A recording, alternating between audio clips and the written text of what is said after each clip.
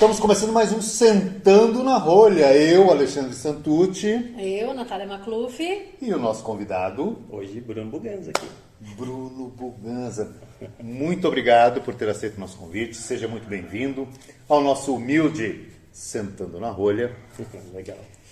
Eu quero dizer para vocês que esse cara aqui, bom, tem muitos predicados, nós vamos saber logo logo, mas tem um papel importantíssimo na cena do vinho aqui de Sorocaba. E a camisa dele já diz isso. É um cara que veste a camisa da Caveteca, que é uma loja linda, linda, linda, linda, muito bem cuidada nos mínimos detalhes e com bons rótulos. Mas ele não veio aqui para fazer propaganda da loja dele, porque isso eu já fiz, certo? Bruno, se apresenta. Vamos lá. Bom, é sempre difícil falar, né, de nós, né? Eu até brinquei aqui, falei com o pessoal, é difícil até escutar a nossa voz, né? Mas vamos lá. Eu sou Bruno Buganza, sou advogado, né, de formação e apaixonado pelo mundo dos vinhos. Acho que como a grande maioria das pessoas, né, que começa nesse universo. E nos últimos anos aí eu tenho me dedicado além de participar de eventos como consumidor, a também tentar trazer pessoas para o mundo do vinho. Estudei, né, para me formar sommelier e hoje eu sou proprietário da Caveteca, né, um espaço intimista, né, pequeno, mas que a gente recebe as pessoas com muito carinho. É uma graça o lugar, é uma graça mesmo, não estou exagerando não. Faz eventos maravilhosos. E também queria aproveitar para agradecer o convite de vocês, é uma honra, né, parabenizar pelo projeto. Eu acho que esse tipo de iniciativa que traz as pessoas para o mundo do vinho, né? Advogado tímido é novidade pra mim, gente. Mas tudo bem, eu vou ajudando aqui, tá? Vamos lá. É bem isso, casa do ferreiro espeta de pau, né? É difícil, eu recentemente comentei com vocês, né? Tenho feito algumas gravações e é diferente, né? Linguagens assim que a gente utiliza, até visualizar a câmera, a gente está acostumado. A audiência, a gente está sempre olhando somente para as pessoas, né? Então é um nicho diferente que eu estou vivendo agora, mas é muito legal. Eu tive que mudar algumas coisas no meu perfil também, né? Como advogado. Eu acho que falar sobre vinho é algo diferente do que eu fazia, né? Eu acho que como advogado a gente acaba direcionando muitas coisas da forma que a gente entende. O que é mais difícil, convencer um juiz ou um consumidor? Eu acho que é um consumidor, né? Eu acho que é um consumidor. Mas é muito gratificante. E eu acho que o que é prazeroso também é ver a reação das pessoas, né? O meu trabalho é diferente isso, né? Isso leva tempo. É algo que a gente está trabalhando ali num contexto de escrita, né? E tá junto com as pessoas, falando sobre aquilo que a gente gosta. E fazendo, né, o nosso trabalho. É muito legal. É um sonho que eu tinha, né? E hoje eu tenho vivido isso de uma forma bem legal. Então, antes da gente continuar, vamos fazer um brinde aqui. Vamos lá, saúde. Um brinde sincero. Saúde. Saúde a todos. E matando a garrafa, fica legal. Todo mundo acha que sommelier toma muito vinho. Na verdade, a gente mais serve do que toma, né? Hoje eu tô sendo privilegiado aqui. As pessoas falam, o Bruno faz evento quase todo dia, ele deve tomar vinho todo dia. Na verdade, nós servimos quase todo dia. Enquanto a gente faz vinho, o que a gente menos faz é beber. Verdade. Até porque vinho é relaxamento, né? É pra relaxar e não pra trabalhar, né? E o que é interessante também, que na proposta que eu criei lá na Caveteca, é que eu tento falar um pouco dos rótulos para as pessoas, né? Então é um momento que a gente se dedica mesmo ali a estar, né, com tudo ali preparado para poder atender as pessoas, para poder falar com elas. Então a gente exige muita concentração, né? Então a gente acaba só e fazer o serviço, né, Natália? Sim. A gente fica sempre de olho nas taças ali, quem quer mais um pouco, ou quem quer Dá falar até paura, coisa. né, de taça vazia. Ai, meu Deus, tá com palavras secas. E eu tenho criado algumas propostas lá na Caveteca, que eu falo assim, as pessoas quando elas vão num restaurante, um casal, eles vão escolher um vinho e vão prová-lo, né? E na Caveteca eu faço as pessoas provarem vários estilos de vinho, né? Eu costumo fazer painéis com 5, 6 rótulos, né? Para as pessoas tomarem um espumante, um vinho branco, um vinho rosé, um vinho tinto, e até talvez um de sobremesa, né? Um vinho doce. Então eu desafio um pouco também as pessoas saírem da zona de conforto, né? Que eu acho que é bacana também, né? Para desbravar um pouco mais, né, do universo do vinho.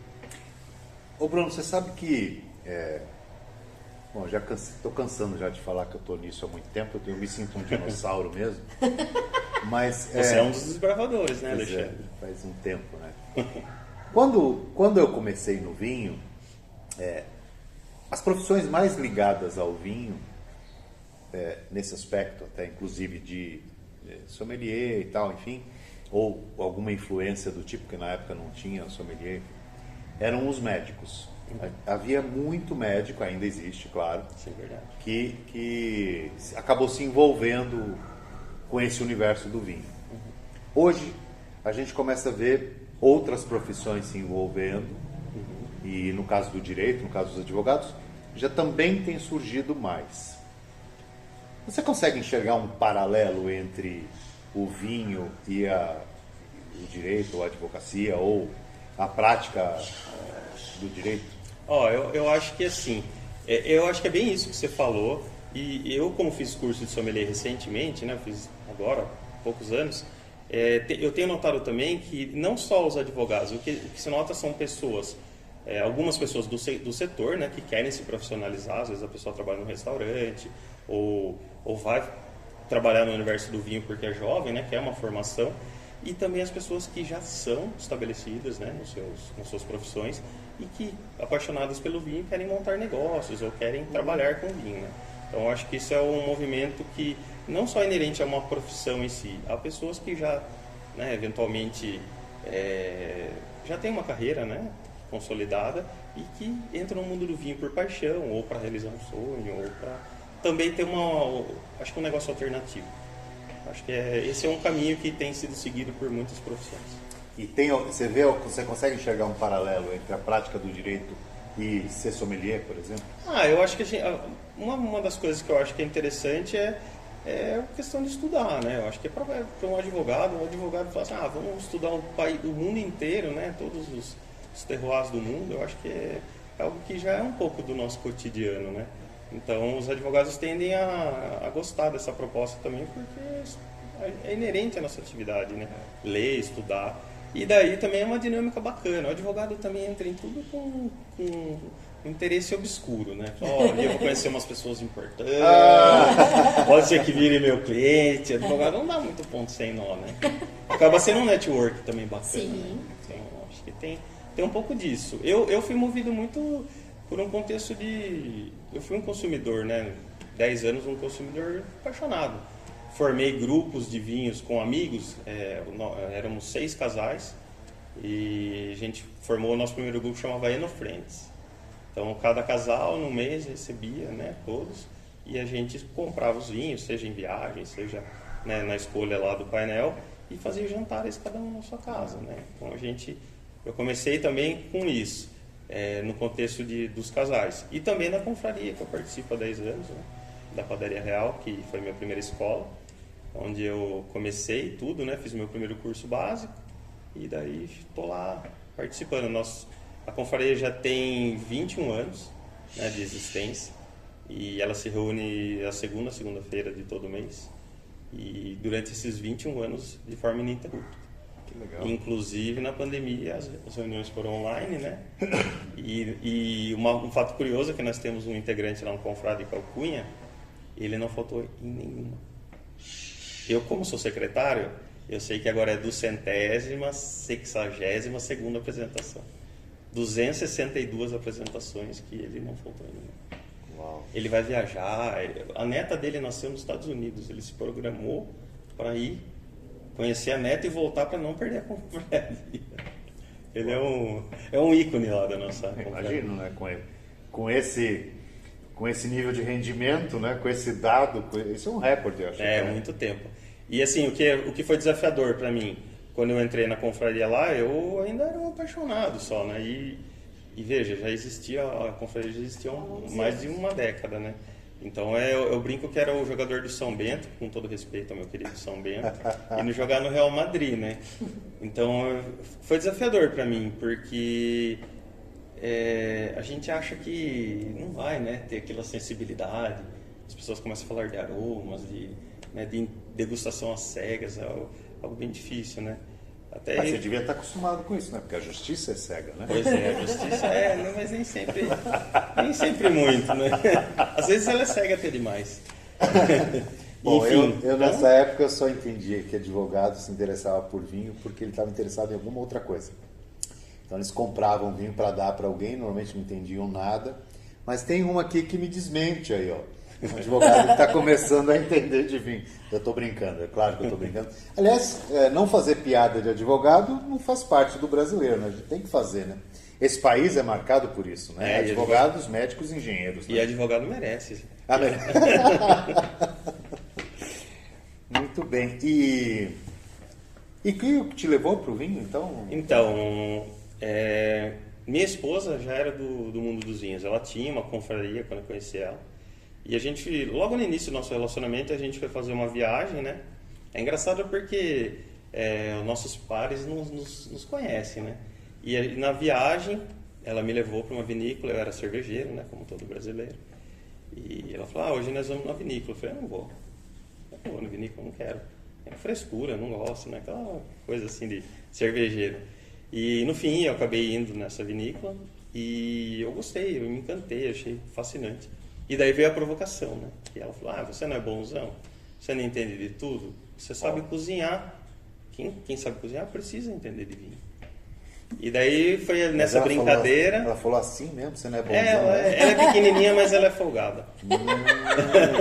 Ela estava no Chile, outros países não iam brigar a ponto não de dava, vou para casa, não tem, né? Não ia ter cela especial no Chile.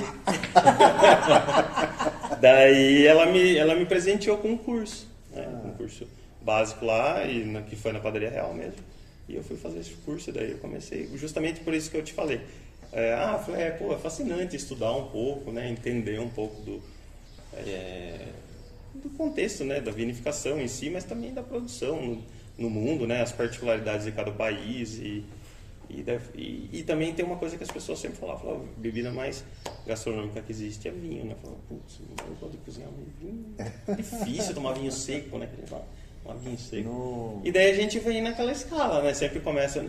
Eu não comecei com vinho de mesa, né? Vinho doce, mas a gente sempre tem uma tendência a gostar da doçura, né? Uhum. Então eu lembro que eu tomava espumante moscatel, né? Falava, isso aqui dá para tomar, né? Que é aquilo que agrada o paladar. Bem introdutório. E daí a gente, nos grupos lá com os nossos amigos, primitivo era, Sim. maravilhoso. É uma né? porta de entrada muito bacana, né, para o mundo do vinho. Que tem, né, um contexto palatável, assim, que todo mundo fala, isso aqui é maravilhoso, né? Enfim, e daí o que aconteceu? Eu comecei além desses encontros com os grupos e da confraria, eu fiquei apaixonado. Eu comecei a ir em evento em tudo quanto é lugar. Legal. Tinha evento da ABS, eu ia, tinha evento... Feira de vinhos em São Paulo eu ia esses grupos de amigos, né? A gente chamava Eno Friends, né? Meus amigos queridos que até hoje estão comigo aí no mundo do vinho. E foi assim, eu acho que daí indo em evento, conhecendo essas degustações e viajando também, né? Depois, eu brinco que depois que a gente conhece uma vinícola, a gente só viaja. Minha esposa até fala pra mim, dá pra parar com essas viagens só pra vinhedo, que eu não aguento mais. Aí você já responde logo, a culpa é sua. A coisa mais linda do mundo, né? É você viajar onde tem vinhedo. É encantador, né? Você não acha, não? Você fez uma cara de de, sei lá, mais ou menos? Não sei, eu acho que eu tô que nem a esposa dele, tem uma hora que cansa. Bom, mas eu fiz isso muitas vezes, né? Então, ela até brinca, né? Teve uma vez que a gente foi pra Mendoza e a gente ficou 11 dias em Mendoza. Ela falou, nossa, que exagero ficar 11 dias em Mendoza. Eu falei, não, Mendoza é maravilhoso. Tem 500 vinícolas, dá pra ficar 30. E, enfim, e daí no quarto, quinto dia, porque é aquele ritmo de Mendoza. De manhã você já vai numa vinícola, aí na hora do almoço você vai em outra, à tarde você vai em outra e jantar, né? Ela falou, a gente entrou numa loja lá, ela falou assim, Bruno, eu não tô aguentando mais, eu não consigo sentir nem o cheiro mais disso. Que é também uma intensidade grande, né, de quem gosta. Você é pouco intenso, né? Um pouco só. A pessoa entrou agora no mundo do vinho, tipo, ele já fez tudo. E daí essas coisas, daí até uma viagem, eu falo muito de viagem porque, para exemplificar isso, né, fui pro Peru agora, né. Eu falei, Peru não tem vinícola, né? Eu falei, se tem. Maravilhoso, Vale do Ica lá, top. Tem vinícola, tem Lima. Tem tudo. Daí enfim, né? Daí a gente só pensa nisso. Agora, pura curiosidade minha, Você lembra o nome da vinícola que você foi a primeira vez lá em Santiago? Concheitoro, né? A gente vai... Você foi na Casileira? Casileira do Diablo, Visita Casileira. Casileira lá, vai lá. Super comercial, mas muito comercial. bonito, né? A gente até fala hoje para as pessoas, tem experiências não em vinícolas, né, que tem esse contexto mais industrial, né, conheça vinícolas menores, a experiência mas eu acho que para quem está entrando mas é a gente, super fantástico. Eu nunca tinha visto uma sala de barrica, nunca tinha visto, né, um processo lá, como que é, o vinhedo mesmo em si. Né? Eu incentivo muito, ao contrário do que vocês estão falando, eu incentivo muito. Eu também, em 2017, acho que 2018, que eu fui para o Chile, não conhecia antes, eu fui na Concheitoro, porque eu acho que, faz parte da nossa história, eu acho do que vinho, é uma coisa descomplicada, porque outras vinícolas nem sempre tem o enoturismo está montado, você tem que marcar. É verdade. Você tem que entender um pouquinho para você se desbravar mais, né? Enquanto que essas vinícolas bem comerciais, como o caso da Concheitoro, o Brasileiro, você chega, você tem um horário, o guia já te leva lá, e é legal. Principalmente no caso como dele, que era cervejeiro, que não tomava vinho. Exato. E a pessoa encanta. Eu lembro... Eu acho que é isso, né? O encantamento faz parte desse processo mesmo. Né? Eu tive um aluno, eu dei aula sobre vinhos em faculdade de gastronomia, hotelaria, enfim, durante 10 anos. E eu lembro de uma turma que eu tive, de um aluno que chegou, bem broncão, aliás, e aí ele falou assim, professor, nós vamos ter que beber isso aí? Beber isso aí. Falei, você não precisa beber, mas você vai ter que participar da aula, né? Nós vamos treinar a degustação, enfim, nós temos algumas coisas para fazer. Tá bom. A única coisa que eu cheguei perto aqui foi vinho Natal. Então, vinho Natal? Vinho Natal, isso. Chapinha, tudo a mesma coisa, né? Você não conhecia vinho Natal. Tudo bem, fica tranquilo e tal, né? E no final do semestre, né? Ele veio lá e falou assim, professor, minha vida mudou. Tá bom, né? Não, tô falando sobre vinho, professor. Eu falei, tá, entendi, tá. Achei que ele ia me cantar alguma coisa assim, mas enfim. Bom, resumindo, esse cara, ele saiu desse nível de consumidor para se tornar um confrade em um semestre. Ele se reuniu com outros amigos que também não bebiam e assim, passaram a ser rato de importadora, de escolher rótulo e assim, estavam me falando de coisas, cara, mas não, eu ganhei boca aqui com as suas aulas. Falei, legal. Mas por quê? Porque a gente vai pelo simples. A gente tem que convidar para o simples. Eu lembro que essa turma, especificamente essa turma, foi uma turma bem interessante para mim. Um dia eu desafiei eles, falei, olha, vão no Fazano. Você está louco, professor? No Fazano? Vai no Fazano. Você não vai no Fazano todo dia, vai uma vez por mês. Ou vai um mês no ano. Não, professor, não dá. Eu falei, dá.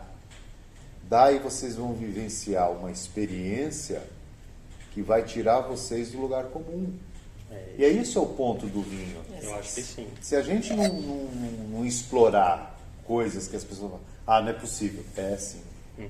Mas eu só tomo vinho doce. Toma esse aqui. Toma esse chileno levinho aqui. E a gente fala, eu falo muito isso na Caveteca, que é o seguinte, além de experimentar vinhos, a experiência que ele pode proporcionar com a comida correta, né? A indústria argentina trouxe os brasileiros somente para uma classe de vinhos, né? Que são os tintos encorpados, né? Então os brasileiros acabam tendo esse contexto de uma forma muito usual, né? E acabam fazendo experiências que não tem, né, nenhum sentido. Depois a gente mostra, né, que você não gosta de um vinho branco, mas vamos tentar fazer com um elemento que vai diminuir a acidez dele, né? O próprio espumante, né, que as pessoas falam, espumante eu não gosto, é muito seco. Não, vamos fazer uma compatibilização. E as pessoas fazem e gostam, né? A gente tem grandes espumantes no Brasil com preços muito, muito acessíveis. Eu brinco, tem espumante no Brasil muito mais barato que uma cerveja artesanal que todo mundo, né, acaba comprando usualmente. Pela né? quantidade, não é só por uma questão de preço, é justamente por uma questão, né, de cultural, né? E prova, né? Tenta fazer isso de uma forma bacana aí que você vai se divertir. E eu até dou consultoria para uma rede de supermercados e eu falo assim, a gente tem que mostrar para as pessoas Porque, por exemplo, você chega num supermercado hoje, o consumidor, né, que está sendo inserido aí no mundo do vinho, ele vai comprar o vinho sempre pelo preço, quanto ele quer pagar, ok, ou o que ele já conhece. Então ele fica limitado muito num nicho muito pequeno, né? Por quê? Especialmente porque também, né, a rede supermercadista e muitos grandes mercados, eles não têm alguém ali para poder, né, trabalhar esse conceito de uma forma bacana, divertida, enfim. Mas é isso, acho que a gente tem que descomplicar, é mais ou menos o que vocês se propõem, e fazer as pessoas mesmo, né, tentarem ser inseridas nesse universo aí, que é encantador. E o que eu falo que também faz as pessoas permanecerem. Eu falo assim que o maior patrimônio que o vinho me trouxe foi os amigos que eu fiz, né? Então a gente se conecta com muita gente legal, essas pessoas passam a fazer parte do nosso cotidiano, viram nossos amigos, frequentam a nossa casa. Aproxima muito, então, muito bacana. São pessoas que... Né? E os clientes também, né? Então, exatamente. Né? Então, mas eu tô... Não, ele fez amigos e clientes, né? Também. E clientes para advocacia também. É um combo só. Que Alexandre, agora quem vai falar sou eu aqui. Tá muito bonitinho tudo essa história, né? Tá precisando dar uma, né? Tá precisando dar uma... Eu queria entender que essa coisa chiquetinha dele aí... Tá lá, muito fofo, muito sorriso no rosto. Aí ele chega, a esposa que deu uma tarrecada nele, dá um curso pra ele. Mas tá muito paquito, né? Tá. Não, você tá na roda, mano. Me fala aí, como é que foi essa coisa de... Como é que deu esse negócio de montar uma loja? Porque você devia estar com uma carreira legal, eu sei que você passou inclusive pelo serviço público, né? Eu era advogado, né? Eu sou advogado, né? Olha lá. Virou a casar. E na pandemia, na verdade, em 2020, eu fui convidado para ser assessor político. Fui trabalhar no sexto andar da prefeitura, como advogado, né? Nem tanto para desenvolver uma parte técnica jurídica, né? A prefeitura tem procuradores, né, do município que fazem pareceres e tal, mas precisa de são quem faz a assessoria política mesmo, né? A interlocução com as secretarias, com a Câmara Municipal. Uma articulação. Articulação com partidos, e eu fui ser braço direito de um secretário, e a pandemia caiu no colo, né? A gente acabou também sendo surpreendido com tudo isso. E os grandes desafios, né? A pandemia ela foi desafiadora porque trouxe inúmeros problemas, né? A questão da segurança pública, né? Nós tínhamos medo da cidade ter, né, uma desobediência civil e tal. A questão da fome, né? Que muita gente passou necessidade, não pôde trabalhar, né? E a questão da saúde, né? Com tudo que a gente viveu aí, de leitos e de aparato público. Então foi muito sair mesmo da minha zona de conforto, né? Um advogado, no seu cotidiano, ele tem um contexto ali, né, judicial. E vivendo toda essa experiência, né? Eu lembro que teve um dia que eu saí da prefeitura às 5 horas da tarde, numa sexta-feira, eu passei na Marginal, não tinha ninguém na Marginal. Nenhum carro, nenhuma pessoa na rua. E daí eu olhei assim, né, pro céu, falei assim, puxa, acho que a gente vai morrer mesmo. The Walking Dead, total. Escutando as coisas que a gente escutava no cotidiano lá, de realmente das tragédias, vendo lá, né, a própria Itália lá, carregando mortos, né, foi um negócio que, né, coisa de filme que a gente nem imaginava. Enfim, e daí eu falei assim, chega de ficar adiando os sonhos, né, e eu tinha vontade de me formar sommelier. Quer dizer que você ficou na mão e resolveu fazer alguma coisa da vida. Achei que ia partir sem realizar meus sonhos. Um deles era estudar para ser sommelier. Eu vivi essa trajetória porque eu achava que eu tinha que me preparar, né? Me preparar não... tinha que... Uma litragem, né? A gente queria ter uma litragem também de experiências, né? Passear por alguns lugares, conhecer algum... Porque antigamente, Alexandre, eu falo isso hoje até para o pessoal aqui da região, quem ia ter uma experiência de enoturismo ou ia para outro país ou tinha que ir para as Serras Gaúchas. Sim. A gente não tinha, né, esse tipo de... Até as vinícolas aqui da região, né? Eu até falei esses dias isso com o Fábio, lá, o dono da Góis, que investem hoje muito, né? A experiência de vindio, não existia. Super. Enoturismo, a gente ir conhecer um vinhedo, né? Então, era muito longe, assim, muito distante, né? Hoje eu acho que essa inserção foi muito fantástica. A pandemia também nos ajudou, né? Porque as pessoas ficaram em casa, ficaram bebendo bastante, né? E muita gente foi introduzida. falo bastante isso também para os meus consumidores, e comprar quantidades maiores. Eu acho que tudo isso, né, trouxe muita gente para o nosso universo. Experiências, né, com vinícolas, né, mais próximas daqui, pelo menos aqui de nós, aqui, né, onde a gente está, no estado, por exemplo. Aí a gente também, a questão do consumo, né, as pessoas terem sido inseridas por um contexto até de beber mesmo, né? Tô bebendo um cerveja a semana inteira, não aguento mais. E as pessoas comprarem, né? Você estava em casa, eu vou comprar 6 já, né? Pandemia aí. Então, muita gente se habituou com esse contexto, que também fez a gente alavancar. Daí, na época que eu estava fazendo a minha formação, sou muito amigo do Beto, né? Da cultura lá, que a Natália representa. E o Betão foi meu grande parceiro aí, que investiu em mim, assim, confiou em mim. Eu falava assim, eu quero começar a fazer uns eventos para eu também treinar, né? Eu pensar nessa proposta, nessa ideia, ver como que é a dinâmica. Então eu fiz alguns laboratórios, eu conhecia bastante dono de restaurante aqui, né, em Sorocaba, e daí comecei a fazer. Fazia muita coisa no Du, que são meus amigos, né? Apresentava vinhos no Dia dos Namorados, Dia das Mulheres, né? Sempre tinha um evento assim lá. E daí eu comecei a fazer alguns em locais que eu falava que fazia sentido. Fui fazer Padovanella, fui fazer o Cosso, fui fazer vários lugares. E também para eu também, né, treinar. Viver como que era a aceitação das pessoas, né? Então foi mais ou menos isso. Aí terminando esses grandes eventos aí, eu cheguei a fazer evento para 40, 50 pessoas, que não é uma coisa habitual. Porque eu chegava nos restaurantes na quarta-feira, um dia que não é muito, né, legal, porque os restaurantes não gostam, às vezes, da gente fazer um evento assim, porque interfere, no caso, no cotidiano deles, na experiência dos clientes. E sempre tudo foi lindo assim na sua vida? Nunca teve um momento de... Não, teve muito perrengue, louco. Muita coisa difícil. Então senta na rua e conta pra gente. Daí pra falar das coisas difíceis. Aqui é quando você sentou. Pode ter tido uma história, o final da história é linda e tudo muito glamouroso, mas tem que ter um perrenguinho no começo, né? Eu acho que várias coisas, né? Ficar com ele na mão assim não tem muito perigo. Tudo é muito desafiador. Eu tinha um grande problema. Como eu sempre fui advogado da área empresarial, eu sempre olhei as empresas sempre com olhar, né? Eu falei, empresário, eu não quero ser nunca, Deus amigo. A gente sabe qual que é a dificuldade, né? Você teve o seu negócio. Então eu falava, puxa vida, ser empreendedor nesse país é um desafio muito grande, né? E eu acho que o que me encorajou, eu tinha um olhar muito jurídico, né, das empresas. E uma empresa é muito além disso, né? Sim.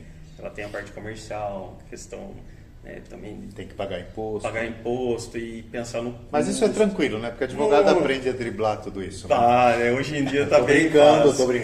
Eu tô brincando, hein? Aliás, antes que ele continue, Betão, você não vale nada, mas eu gosto de você. Eu também. E a gente está esperando você aqui, viu? Vamos lá. Nossa, o meu galo. Eu falo que o apelido do Betão é Galo também, né? Como eu. Então ele é o Galo 1 e eu sou o Galo 2. Eu ia falar uma coisa, mas não pode.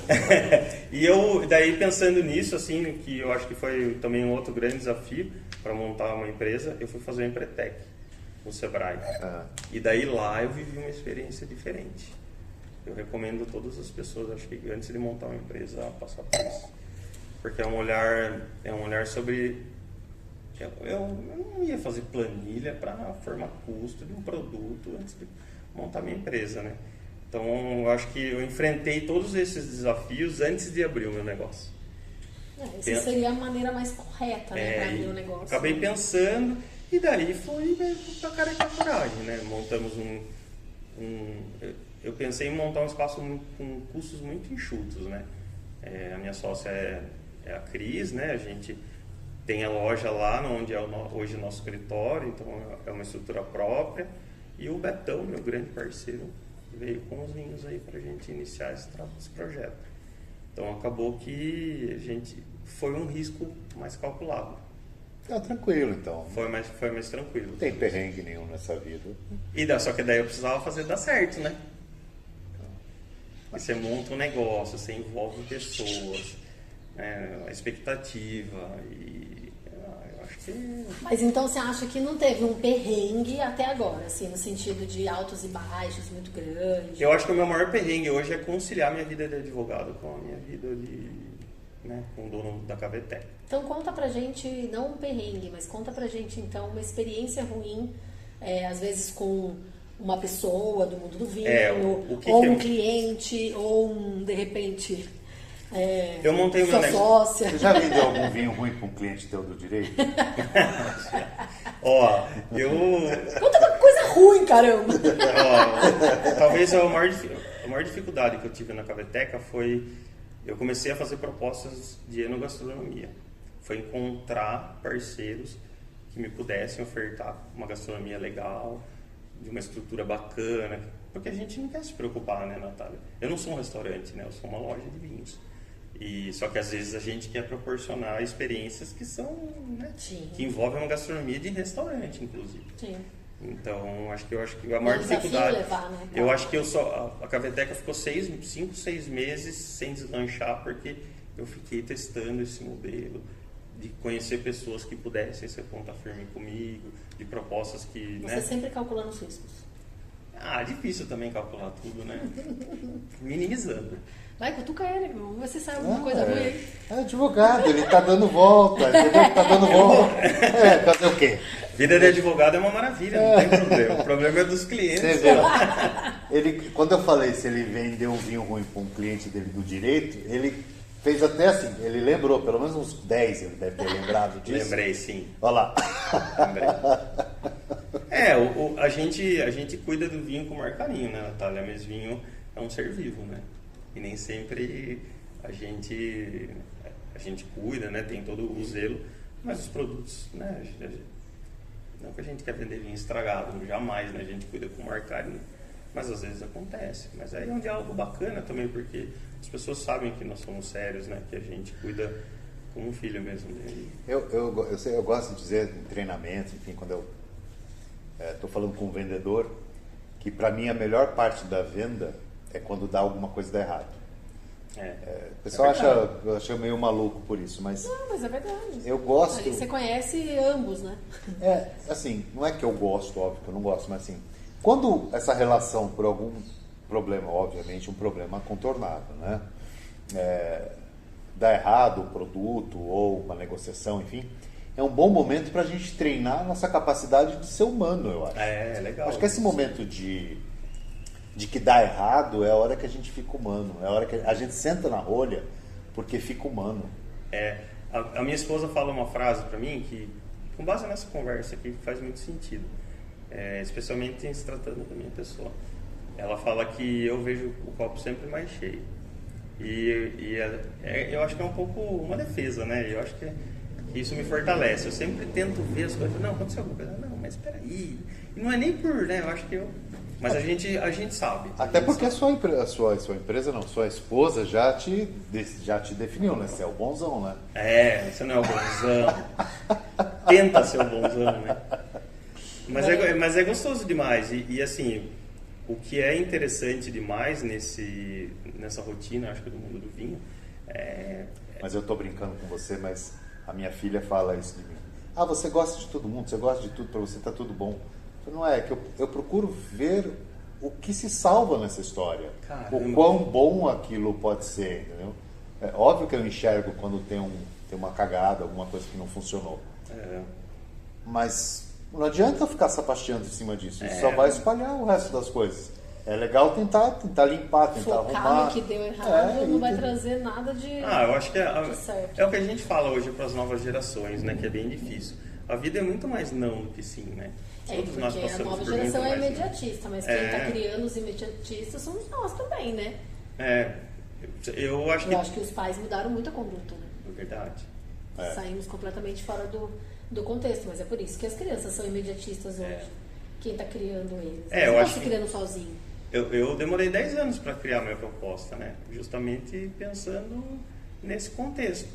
Comecei pequeno, né? De uma forma que eu gosto. Eu acho que a Caveteca é um lugar afetivo, acolhedor, né? Intimista, que as pessoas sentam ali para conversar, tomar um vinho e se divertir.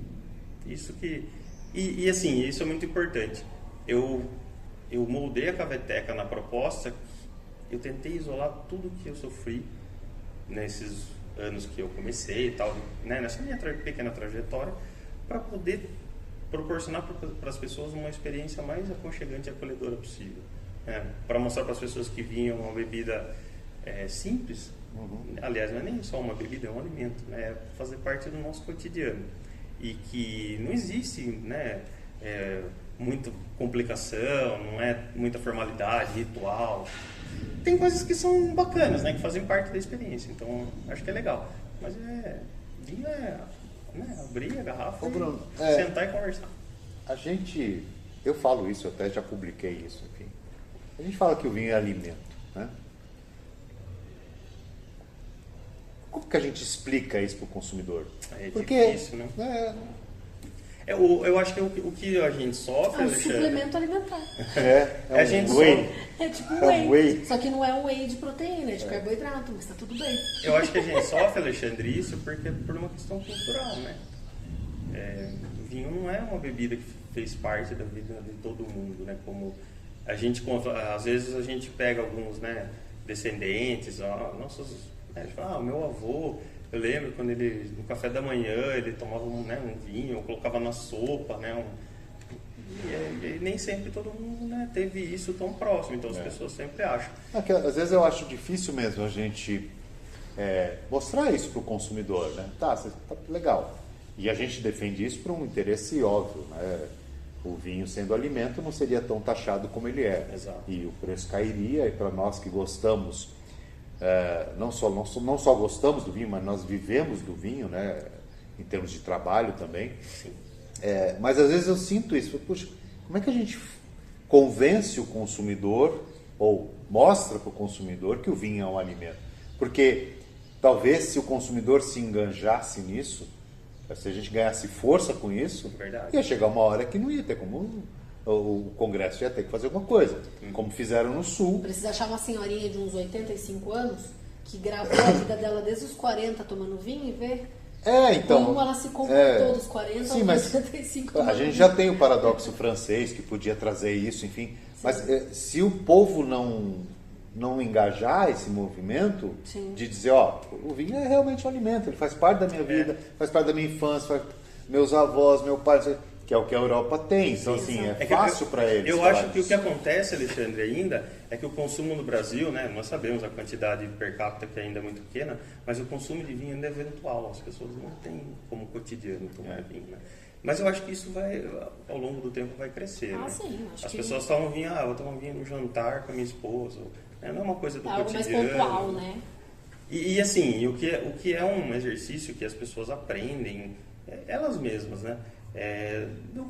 Do próprio consumo, né? Consumir da forma correta, né? As pessoas começam muito naquele ímpeto da cerveja, tomam aquela quantidade exagerada, o cara não se sente bem, e daí ele fala, não dá para tomar vinho assim, que eu fico mal.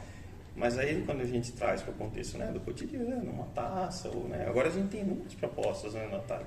Porque as pessoas, é muito difícil para as pessoas falarem assim, vou abrir uma garrafa, já que eu abri, eu vou tomar tudo, né?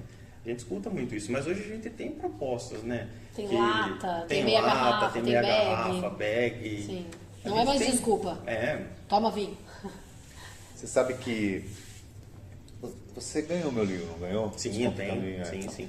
E eu também não lembro se eu escrevi isso no livro, não, mas enfim, se não tiver escrito, depois eu vou ver se eu escrevi ou não. Mas uma das coisas que baseou o Descomplicando o Vinho, não o livro, era porque lá em 2002 eu comecei a pensar em algo que pudesse ajudar no crescimento do consumo. E aí eu falei assim, bom, primeiro a gente precisa combater as desculpas. Né? Então, quais eram as desculpas que ainda são? Né? Nós vivemos num país tropical. O vinho é uma bebida alcoólica. Aí eu fui pegando essas desculpas e falando, tá bom, nós vivemos num país tropical. Legal. Vocês sabiam onde é consumido metade do uísque que se consome no Brasil? Vocês sabem aonde é? Você sabe? Não. No Nordeste brasileiro. Mais especificamente em Pernambuco. Conhecendo um pouquinho ali do Nordeste, realmente Beleza. É pesado na cana. Mas o vinho é uma bebida alcoólica. Foi legal. Qual que é a bebida mais brasileira? Cachaça tem 40% de álcool. 35% a 40% de álcool. O vinho tem 10%. Bom, na época, né? 11%, 12%. Mas é porque a gente toma muita cerveja. Eu falei, então a gente tem vinho branco, vinho rosé e espumante. E não adianta você tomar cerveja e ultra gelada achando que aquilo vai matar calor. Tem álcool do mesmo jeito, dá calor do mesmo jeito. Você entendeu o que eu quero dizer? Sim. Todas essas desculpas, elas são refutáveis. Sim, total. Não faz sentido nenhum. Então, assim, óbvio, claro, o Bruno acabou de falar isso, o consumo do vinho é uma questão cultural, não tenha dúvida. Tem uma imagem de que é um produto caro. Sim. E a gente tem um problema que é a tal da nossa síndrome de vira-lata. Verdade. Né? Não, vinho é caro. Eu falei, você já viu o preço do vinho? Já viu que você tem, né?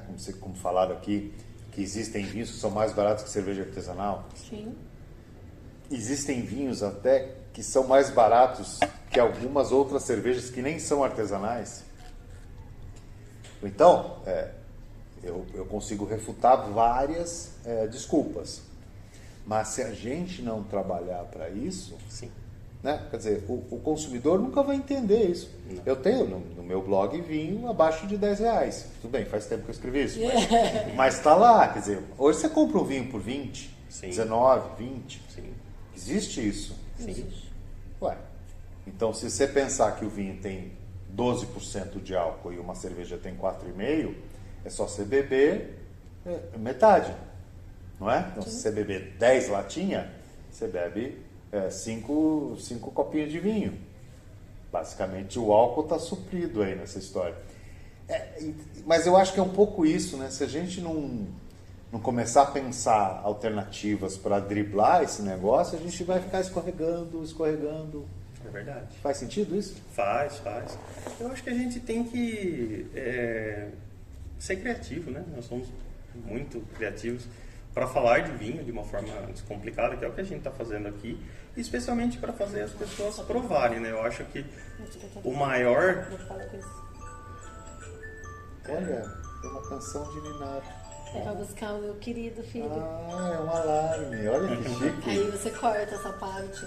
Não, vai ficar não, é a coisa mais legal, mesmo. Tá uma música de Ninar, agora eu vou dormir. É a música, é o lullaby. Ai. Começou a me dar um negócio agora nisso. Mas eu acho que esse modelo de gravação é bem legal por isso, para ser, né, as coisas que acontecem. E essa é a ideia, porque quem sentou na rolha foi ela. Ela vai ficar com essa cara de nada. O despertador não fica no vibra. Pessoal, eu brinco uma coisa. A pessoa que mais fala aqui é a Natália, não sei por que ela tá quieta. Pra não mostrar outro. Ô Bruno, das suas experiências agora já na Caveteca, você também trabalha fora da Caveteca como sommelier? Você faz alguns eventos fora? Sim, faço. O que você acha que é assim, que fica de dica legal para quem quer entrar no mundo do vinho profissionalmente, assim, sommeliers, enfim? Que caminho que você acha que é bacana para essas pessoas traçarem, né? Eu acho que assim, eu até recebo, né, com muito carinho lá os alunos de formação do curso sommelier do Senac, né? Durante o curso eles têm que ter uma experiência num ambiente que trabalhe com vinho, né? E eles vão lá. Poxa, para mim é um prazer enorme agradecer a Dani, né? Que às vezes leva a turma lá. Eu falo para eles muito isso. Eu falo assim, a gente tem que se desafiar, né? Fazer coisas diferentes mesmo. Você quer trabalhar numa loja? Mas não fique só nesse contexto. Vá fazer uma experiência diferente, talvez fazer um serviço num restaurante. A gente brinca isso até no direito. Para a gente encontrar a nossa especialidade, a gente tem que tentar trabalhar com vários segmentos. Então, o nosso universo do mundo do vinho, ele é feito de muitas oportunidades. Você pode trabalhar numa vinícola, você pode trabalhar numa loja, numa rede supermercadista, você pode trabalhar... Outro dia eu até conheci um menino que ele trabalha num cruzeiro. E é um dos salários mais altos do cruzeiro, o trabalho de sommelier. E dependendo das qualificações que você tem, né, é um dos melhores, assim, na questão ali, né, do cotidiano. Então, tá terminando o curso dele, né? São muitas oportunidades, né? São muitas oportunidades. Tem gente que gosta de trabalhar em importadora, para atender pessoa jurídica, mesmo fazer venda de restaurante, fazer cartas, né, Natália, de restaurantes. Então, eu acho que é isso. A gente tem que, como eu... Tem muito lugar pra eu uso o mesmo modelo meu como advogado. Qual vai ser a área que você vai seguir? Dá para conhecer um pouco de cada coisa. Né? Eu acho que é importante para a gente se encontrar. E as pessoas estão abertas, eu acho que para receber informações. Eu acho que o que é mais legal das pessoas, na experiência que eu me proponho a fazer, é justamente explicar um pouco de cada rota. As pessoas fazem questão de entender um pouco disso, né? Sem uma questão muito técnica, mas tentar entender de qual país ela veio, né? O método de verificação, uma sugestão de harmonização. As pessoas curtem muito sugestão de harmonização. E fazer a experiência, né? Eu falo muito do exemplo da Moscatel, né? Que tem Made in Heaven, né? Que são as harmonizações de Made in Heaven. E que é haste com morangos, né? Eu falo, viu, você vai um dia lá fazer um churrasco, você não quer fazer um doce, não quer comprar nada, pega uns morangos, lave eles, mas não vai pôr na taça. Serve uma taça de moscatel. Nossa, e como morangos. Uma cabeça da gente, né? Ele falou Made in Heaven e eu entendi Made in Hell. Não, Made in Heaven, que vem dos céus. Olha que louco, eu falei assim, eu já estou imaginando ele querer fazer harmonização com aspargo, essas coisas. Bem difícil. Eu acho que é legal, as pessoas curtem essas experiências, né? Porque daí ele vai falar assim, poxa, não gosto muito disso, mas aí o cara curte, vai fazer um jantar para os amigos, né? Faz uma experiência diferente ali, fica de boca aberta, né? São muitos modelos legais. Chocolate meio amargo com vinho do Porto, um queijo azul, Roquefort com colheita tardia ou o próprio moscatel. Sauternes, né? Que é o Made in Heaven com Sauternes, né? Mas aí a gente vai dar uma complicada. Eu já ia falar Chateau Yquem, entendeu? Então, eu já vou dar medalha logo de uma vez. Daí a gente conta a história, né? Que ele fica no meio, tem o choque térmico dos dois rios, vai a umidade pro vinhedo que eu botirites, daí os caras falam, nossa, eu sou uma droga. Não, é verdade. Esse papo já vai começar a ficar difícil pra galera. Mas é bacana, eu acho que é bem isso. Eu faço, às vezes, eu tenho já, acho que são 5 turmas já, de curso básico lá que eu dou na Caveteca, né? E, puxa, eu abordo muito mais essa parte do que vinificação, né? Os países é legal para as pessoas entenderem os principais castas, mas as pessoas gostam muito disso. E também, o que é legal, que eu e a Natália fazemos muitos eventos, a questão da abertura da garrafa, né? Só o screw cap, é só você rodar embaixo, os caras falam, puta, eu ficava sofrendo. Então, umas coisas que são, tá vendo? Descomplica, facinho, né? Outro dia um amigo meu falou assim pra mim, me indica um vinho de lata pra levar num evento numa piscina. Eu falei, mas por que vinho de lata? Ele falou assim, é porque eu queria alguma coisa prática. Eu falei, cara, coisa prática. Pega um vinho rosé, um vinho branco, screw cap, você vai chegar lá, põe no congelador 30 minutos. Não precisa nem levar sua taça especial, você pode tomar com. Não é pra você não. Você acha que vai ser um contexto que não tão de vinho, então. Aumenta. Aqui você vai levar uma taça. Aumenta as possibilidades. Se ele fosse escalar uma montanha, não sei o que, né? Eu falei, tudo bem, uma lata, mas. Não, hoje em dia tem muita praticidade no consumo, né? Muito. As pessoas precisam... Faz parte da desculpa também. E muitas coisas legais, que é interessante. Eu vou dar um exemplo que aconteceu comigo recentemente na rede de supermercados. Eu fui visitar essa rede de supermercados em Ribeirão Preto, vender vinho em Ribeirão Preto. É super desafiador. Calor extremo, cervejarias lá, né? Se você for Rio de Janeiro, é um dos maiores consumidores. Mas aí a gente foi identificar lá a adega ficava do lado de uns hortifruti. Lugar isolado, onde as pessoas nem passam. A adega não pode estar posicionada assim. Coloca ela perto das bebidas, do uísque, da cerveja, do frigorífico, das carnes. Porque daí o cara tá ali, o cara foi comprar cerveja. Pô, um vinho pra minha esposa. Vai no gatilho, né? A dificuldade também dificulta a nossa proposta. Né? Aliás, aqui em Sorocaba, pelo menos os supermercados que eu visitei que tem proposta de vinho, estão de parabéns, porque quase todos eles muito legal. Tem uma adega, as adegas estão muito bem posicionadas. Os maiores têm muito bons rótulos, inclusive. Sim, verdade. Bem legal. Hoje em dia está bem bacana, mas já foi bem difícil. E a rede supermercadista, ela é a porta de entrada para os consumidores, né? Depois que eles vão procurar, por exemplo, minha loja, não sei, para tentar ter sugestões de novos vinhos e coisas diferentes, mas os supermercados são importantes na inserção. É o começo, né? É o começo de tudo. Eu vou lá para comprar uma banana, sair de lá com Eu comecei comprando no supermercado. o marketing clássico do vinho, né? Que é onde eu atuo, a gente sempre fala, você tem que trabalhar 2 pontos de maneira quase que ao mesmo tempo, que são os restaurantes e as lojas. Sim. Hoje eu diria que são os restaurantes e os supermercados. Verdade. Porque o teu trabalho hoje já é um trabalho mais específico. Sim. Você já tem um trabalho mais de consultor. O teu também. A pessoa tem que querer vinho para chegar até nós, né? Eu acho que o meu trabalho, eu e a Natália acabamos atingindo um consumidor que já é do universo, né? São pessoas que já gostam, que querem repor sua adega, ou que querem tomar coisas diferentes, querem provar, né? Sim. Nós não estamos, acho que, trazendo tanta gente nova. Mas a gente já trouxe, né? Talvez a gente tá... Já trouxe muita gente. A gente brinca que talvez a gente está trazendo novas experiências, né? Levando algumas experiências. Vocês estão fazendo o pessoal mudar de patamar. Conhecer, acho que outras coisas. Mudar de patamar. Muito bem, gente. Esse é um Sentando na Rolha... Eu vou até sair da rolha, mais fofo, né? Mais fofo, né? Foi muito fofo. Tá vendo? O advogado se defendeu bem. Fofo. Ligeiro. Mas muito gostoso de ouvir, né? São experiências interessantes e para mostrar um pouco isso, né? É sempre possível você sair de um lugar e ir para o outro e principalmente se envolver com uma paixão, que é o caso do Bruno, que acabou... Eu acho que foi uma sentada na rolha ali, que ele não deu muita importância, mas de sair da cerveja para ir para o vinho de uma maneira inusitada, porque praticamente ele foi obrigado a visitar o Casileiro del Diablo. Sim. E por pouco ele não ficou preso lá na gaiola. Fiquei lá. Se ele não tivesse, se ele tivesse reagido à esposa. Mas brincadeiras à parte.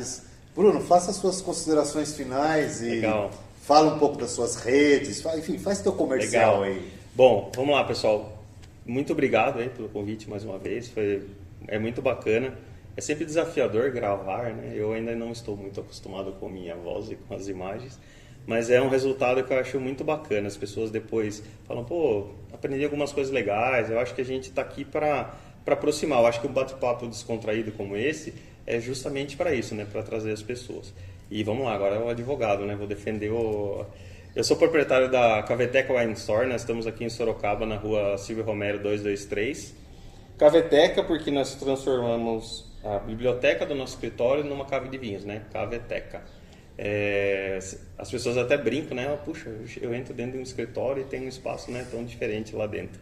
Nós realizamos lá eventos corporativos, né? Fazemos jantares harmonizados.